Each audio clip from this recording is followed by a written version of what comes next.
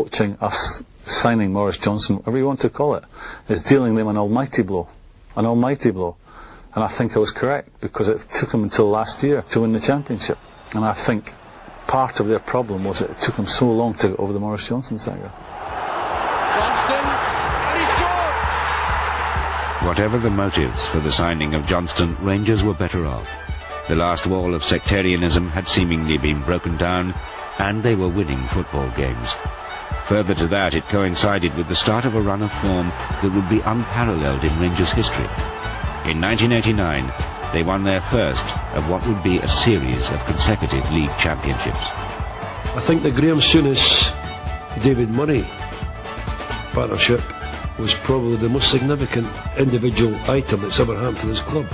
Between them, they took this club onto a different planet altogether. Rangers stormed from title to title, and when boyhood Rangers fan Walter Smith replaced Graham Souness as manager, his mind turned to the record that had haunted Rangers supporters for 3 decades. Celtic's legendary 9 consecutive league championships. Across the city, Celtic had plummeted to an all-time low. Supporters aimed their frustrations at the board, whilst a succession of managers failed to stop Rangers' triumphant march towards the record.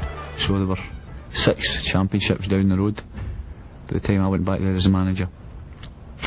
And lo and behold, what you pick up when you go in as a manager then is the time I went, was that they were well on the way to 7. That's good play by Selenko. Okoye is Gascoigne racing through the middle. Great play for Rangers. And Gascoigne has scored! The 7th championship came with the help of the latest Englishman to be drafted in.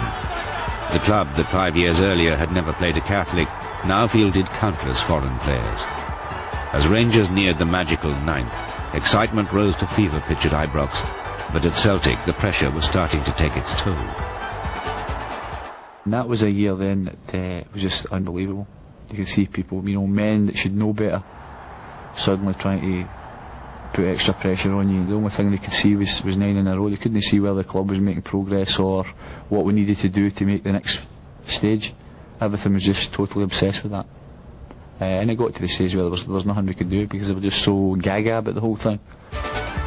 Tommy Burns and Celtic could do nothing to stop a rampant Rangers from winning once again. Rangers had done 9 in a row, and their fans danced in the streets whilst their rivals mourned the loss of their cherished record. The moment belongs to Rangers! But equalling the record was never going to be enough. After 1/4 of a century in the shadow of Celtic's 9 in a row, Rangers had the opportunity to overtake them and put themselves in the record books by winning an unprecedented 10 league titles in a row. If you took a poll of opinions from all Rangers supporters and says to them at the start of the season, what would you have this year? Would you rather win the championship or win the European Cup? You've got a great deal of them saying, no, we want 10 in a row to beat a record. More than 100 years of fierce rivalry came to a head in one season as Rangers went all out to win the 10 and Celtic battled to stop them. The two clubs were playing not just to win the league title, but to seal their place in history.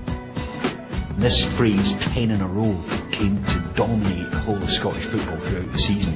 You heard it everywhere. Everywhere you went, in pubs and clubs, in conversations, in the press, the term 10 in a row was the kind of fever pitch really of Scottish football. Rangers started 1998 at the top of the league, but nerves became more and more evident as both teams failed to put together a convincing run in the face of mounting hysteria from both sets of supporters. Got it away. And that's the goal that seals the game for Celtic. As the end of the season loomed, it was Celtic who seemed to have the initiative, but Rangers clung on, and 10 in a row remained a very real possibility. Supporters were coming up to you and saying, just do it this year, just stop them this one time from winning the league. And you can't get away from that fact then. That's what they want. The pressure going into the last game, the St Johnstone game, the build-up wasn't so bad, but when you actually got out there you realised what was on this. When Celtic ran out on the last day of the season, they knew that nothing less than a win would suffice. The stopping of the 10 in a row was in their own hands. Picked up by Paul Lambert, now Henrik Larsson. Donnelly's alongside him. Lawson lining up for the shot! What a start for Celtic! 2 minutes gone! And Lawson makes the breakthrough! Boyd's looking for a possible pass, waiting for the McNamara run. It's a good pass. In for Harold Blackback! He's done it! Thanks to goals from a Swede and a Norwegian, Celtic were champions for the first time in a decade. Any neutral will say that was what should have happened. 9 in a row. They're two great clubs. They've both done wonderful things for this city. And it was right and proper, really, that it should end, if you like, in a draw, because it closed the book.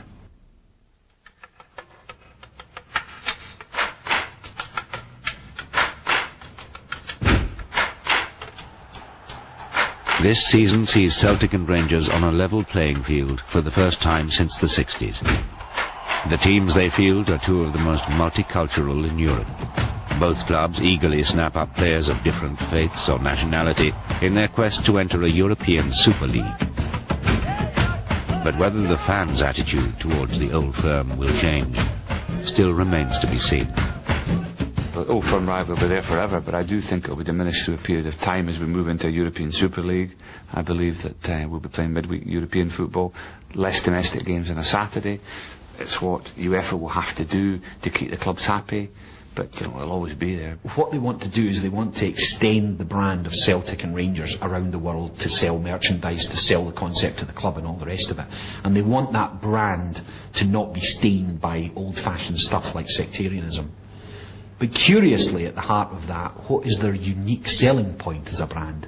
In business terms, the USP of Celtic is that they are historically an Irish club, and the USP of Rangers is that they are staunchly a Scottish Protestant club. It's going to be difficult, I think, to cut any of the bigotry out. They are trying, but I can assure you, if I live to be 250, it will be exactly the same songs that are going to be sung at an Old Firm game.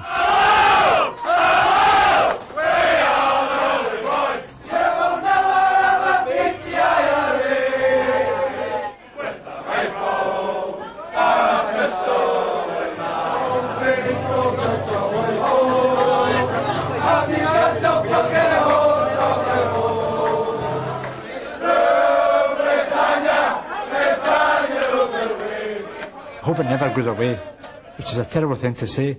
It means I hope the hatred that both supporters have never goes away. I don't mean that, so what I'm actually saying is rubbish.